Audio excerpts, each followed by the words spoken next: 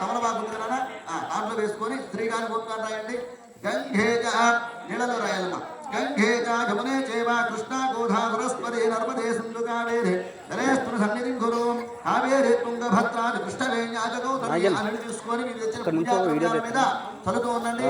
పూజా ద్రవ్యాల సంప్రోక్షయ అలాగే గణపతి మీద చల్లండి. పూజా ద్రవ్యాల సంప్రోక్షయ పూజా ద్రవ్యాల సంప్రోక్షయ అలాగే గణపతి మీద చల్లండి. అలాగే నేనే చదువుకోండి. మీ ఆడవాళ్ళ మీద చల్లండి. పూజా ద్రవ్యాల సంప్రోక్షయ దేవం సంప్రోక్షయ దేవమాత్మానంగ సంప్రోక్షయ దేవతా ఏ సంప్రోక్షయ చాలు. గణపతి మీద తమలపాకు గుడుగులా కానిచ్చి కొట్టుకోండి. అయా భజంత్రీలు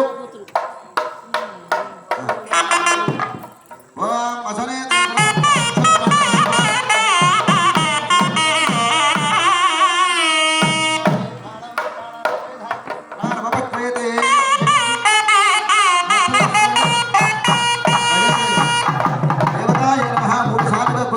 నక్షత్రాలు వేస్తూ ఉండండి. స్థిరోభవ మనసులో అనుకుంటూ ఉండండమ్మా. స్థిరోభవ వరదోభవ సుప్రసన్నో భవ స్థిరాసనం గురు.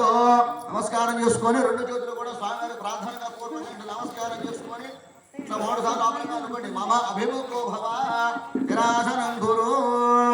నమస్కారం చేసుకోండి. గణాన